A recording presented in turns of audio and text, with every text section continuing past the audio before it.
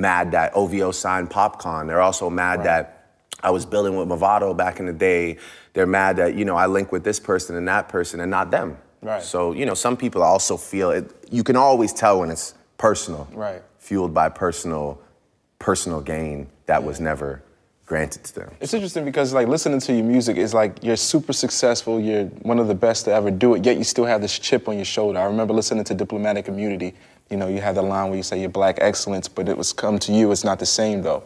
Like, why do you think that still, like, I guess, that dark cloud is over you, over your head? Well, I think I've been in a lot of rooms and in a lot of conversations and just I've felt the other side of judgment and, you know, racial judgment sometimes, like being light-skinned, you know, being Canadian, having people that I look up to and respect tell me that I can't identify with what's going on because, you know, and granted, I'm also not the most outspoken person when it comes to political issues. I prefer to talk about it amongst my people, and if we're gonna do something, I prefer to go and make the change or actually do something and not just like post about it so that people are like, oh wow, this guy's really conscious about what's going on. Like, you know, the work we put in the communities, you know, the way we give back is legit. It's on the ground. Yeah. You know, it's not so you guys can all just like, you know, double tap and say, wow, oh my God, Drake's so like. You said if you hold your tongue, you'll get crucified. Yeah, I mean, yeah, you know, sometimes you can feel that way, but now I feel like the first reaction is to post about something, and then people often just forget to do anything about what they posted about. You know, but I think that there's definitely a sad thing that goes on in celebrity culture where people post things because they feel like they're obligated to. People post things because they know that it makes them look like they're actively invested in certain things, but they're really not. You know, they're really actually not giving their money or building any opportunities for kids, building basketball courts, building schools, helping kids get through, you know. So, yeah, I'm just one of those people. I like to really do it, you know, and especially, you know, with me and the elusive one, you know, you know, it's something that we really just do it from way back in the day, from Strawberry Mansion times, from, you know, we've always left our footprint in the community in a real way. Even back in Jamaica, you know, when I did shoot the video there, like we didn't just go shoot the video when I shot Find Your Love. We didn't just shoot the video and dip. You know, we built a place for people to come. We left our money there. You know, it was so. Yeah, going back to your question though, I've just felt the other side of it. So that's kind of where that line came from. Yeah. You know, I obviously understand the times that we're living in and how serious it is and how divided we all are across the world. You know, with this, you know, with the person that's currently in that position, and you know, having that energy trickle on down. But that line is just me speaking to the other side of things, which is like, yo, sometimes like, you know, some of like my blackest friends can be just as cruel on the other end, you know, by making you feel excluded, or making you feel like you can't get in on this. and sometimes I do feel like if, you know, sometimes I don't feel celebrated when I know maybe somebody else would be celebrated for those accomplishments, you know? I don't feel like people say when Drake is the artist of the decade, I don't think anybody says, wow, a black artist is the artist of the decade. I don't think anybody says that, really. I never heard anybody say that in the last few weeks. You know, and I associate I associate myself as a black man. So for me, it's sometimes it's something that I just acknowledge and I just keep it moving. But you know, like I said, I feel like if the situation was different, I feel like maybe some of the massive accomplishments and accolades that we've conquered on behalf of all of us, not just me. It's not like some, you know, it's for all of us, right?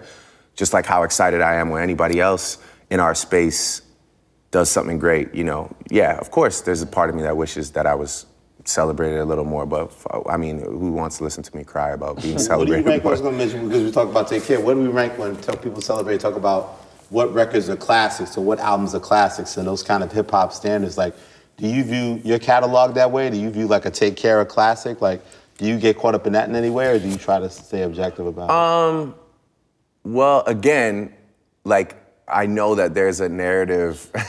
I know that there's like a narrative that is appealing to certain people to latch onto, which is like, oh, Drake doesn't even have a classic. Drake doesn't even have a classic, which is obviously, I mean, it's just not, that's not true. But it's just not, I mean, it's just not. But also, it's just tough to be like in the moment talking about classics. Like, we're still in the moment, right? Like, you know, like,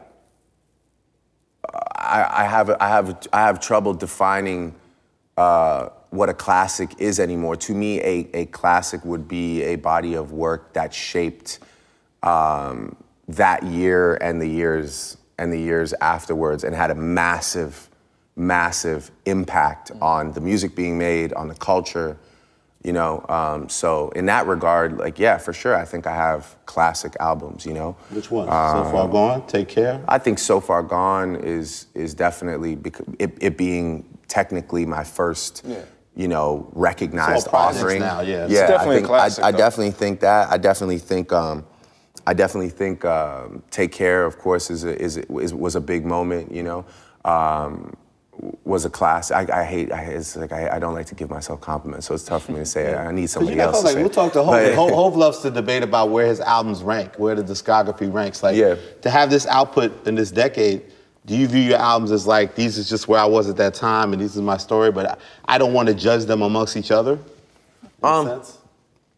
Yeah, I think they all just stand alone for what they are, and I think when you just look at the year in review of that year, I mean, there's not too many of those albums that you can say that I had one that wasn't important. You know, maybe with the exception of like More Life being a bit of like a bit more of like just an impromptu.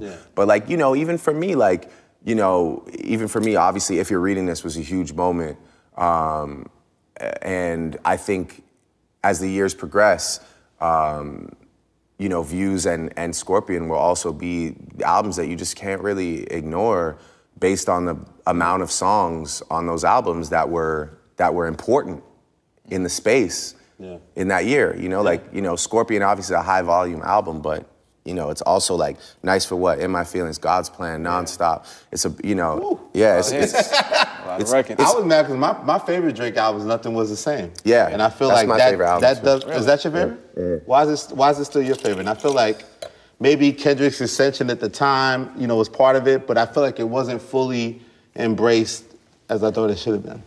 Yeah, I don't know. As time progresses, I have a lot of people come to me and say, you know what?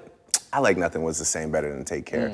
It's just time has to pass for people to like, you know, I also make music that ages well.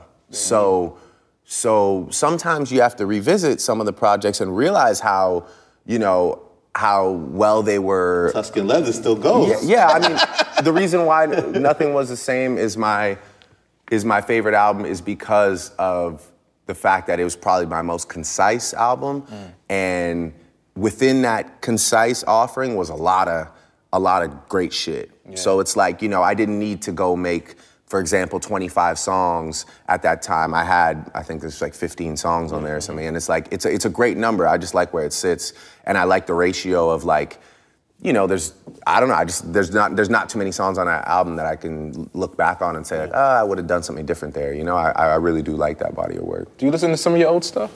When I'm making a new album, yeah. Okay. I'll reference it. I actually do this thing where I chart out all so I'll write each track list out, and then I'll pick a number. So I'll say like, you know, like right now I have like this new album up next with Take Care. And I'll say, okay, like if I had to like, let me take all the songs I have, the batch of songs, and let me start plugging them in places and just see how does it stack up to an album like that. So I often challenge myself in that way where I'll take an old album and just, you know, if I had to clash that old album with this new album, what would I put where? What would be the intro that I would say, you know, could compete with Over My Dead Body and what, you know, what's gonna be my Marvin's Room, what's gonna be my headlines, you know, so just trying to like, using it as a roadmap almost. You mentioned if you're reading this, you know, the intro is legend. You know, like talking about the legacy. At what point did you realize that, yo, if I die, I am a motherfucking legend? Again, I think it was just one of those overly confident statements that felt like a great note to start a album on. I definitely think in the last probably 5 years or 4 years, I've really realized that far after I'm gone from here, that I will be a part of music history. And to me, that is a legendary thing, you know, because there's just so many incredible artists over all these years. And, you know, when I think back of people I used to just look at pictures of when I was like 5 years old or like, you know, and just to think that like people even mention my name in the same sentence as any of those individuals lets me know that I've accomplished something far beyond probably my wildest dreams, you know.